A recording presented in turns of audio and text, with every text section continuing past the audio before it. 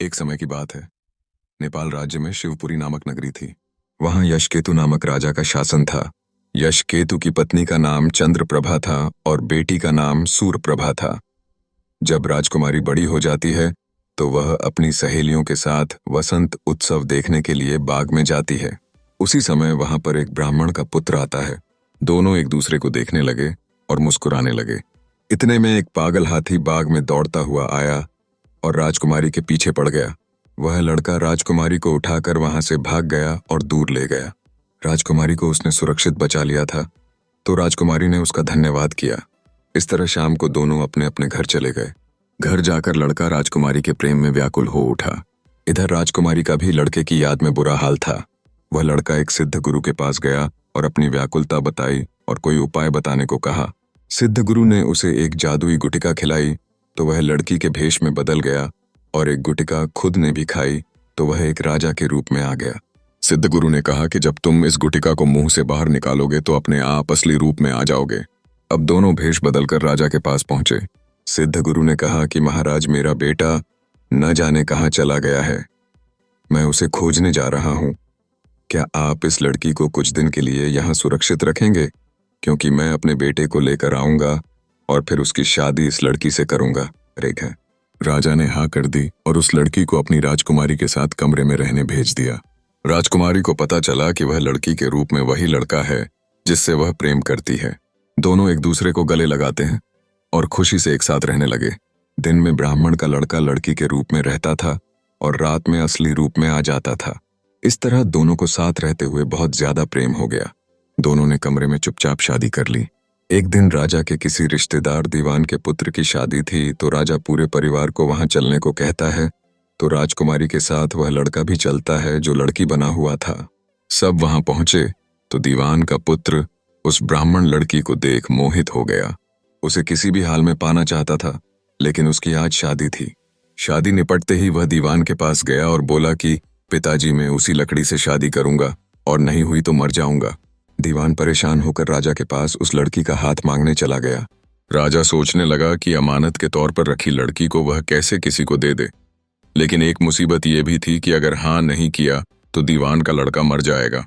राजा ने सोच विचार कर दोनों का विवाह करा दिया, लेकिन बनावटी लड़की ने एक शर्त रखी कि मैं इससे शादी तभी करूंगी जब यह 6 महीने की यात्रा करेगा, तभी मैं इससे बात करूंगी। लड़के ने शर्त मान ली और बनावटी लड़की को अपनी पहली पत्नी के पास जाकर छोड़ आता है, फिर स्वयं तीर्थ यात्रा पर निकल जाता है। उसके जाने पर दोनों आराम से साथ रहने लगे। लड़का दिन में लड़की बना रहता था और रात में लड़का बन जाता है। एक दिन वह दीवान के पुत्र की पहली पत्नी को लेकर भाग जाता है। उधर सिद्ध गुरु एक दिन अपने किसी मित्र शशि को पुत्र बनाकर लाता है और कहता है कि अब मेरी लड़की को वापस दे दो। राजा श्राप के डर से बोला कि आपकी कन्या तो न जाने कहाँ चली गई है, आप मेरी कन्या से इसका विवाह कर लो। वह राजी हो गया और शशि का विवाह राजा की लड़की से कर दिया। जब ब्राह्मण राजकुमार में राजकुमारी को देखा तो कहा कि ये मेरी पत्नी है। यो शशि ने कहा कि नहीं, ये मेरी पत्नी है। ब्राह्मण राजकुमार ने कहा कि मैंने इससे गंधर्व रीति से शादी की थी।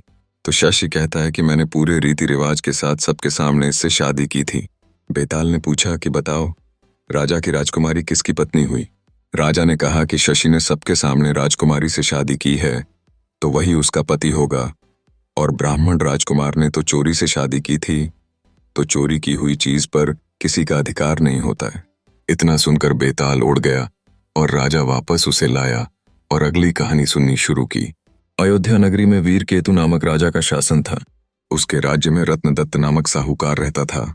साहूकार के एक बेटी थी जिसका नाम रत्नवती था और वह बहुत ही सुंदर थी। वह पुरुष के भेष में रहा करती थी और किसी से विवाह नहीं करना चाहती थी। उसका पिता बहुत दुखी था। इसी बीच नगरी में बहुत ज्यादा चोरियां होने लगीं, जिसके कारण राजा परेशान हो गया। राजा ने सभी को चोर ढूंढने में लगा दिया। जब सफल नहीं हुआ तो उसने स्वयं ही भेष बदलकर चोर को खोजना शुरू किया। राजा को परकोटे के पास एक आदमी दिखाई दिया।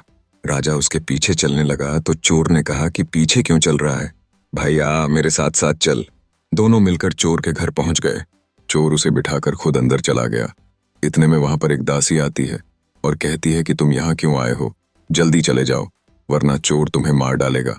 राजा वहां से चला गया, परंतु अब उसे चोर का पता चल गया था, इसलिए उसने चोर के घर पर घेरा डाल दिया। दोनों ने खूब लड़ाई हुई और अंत में चोर हार गया। चोर को बंदी बनाकर सूली पर लटकाया गया। तभी राजकुमारी रत्नवती वहां आती है और उस पर मोहित हो जाती है और कहने लगी कि पिताजी, मैं इसी से शादी करना चाहती हूँ, नहीं तो मैं मर जाऊंगी। राजा ने उसकी बात नहीं मानी और उसे लटका दिया। सूली पर लटकने से पहले वह बहुत रोया और फिर बहुत हंसा। रत्नवती जिद पर अड़ गई और उसके पीछे सती होने को तैयार हुई। तभी एक आकाशवाणी हुई कि मैं तुम्हारी पतिभक्ति से प्रसन्न हुई, तुम्हें जो चाहिए वो मांगो। रत्नवती ने कहा कि मेरे पिता के कोई पुत्र नहीं है तो उनके 100 पुत्र हो। आकाशवाणी हुई कि यही होगा, कुछ और मांगो। रत्नवती ने कहा कि मेरे पति को जिंदा कर दो, उसका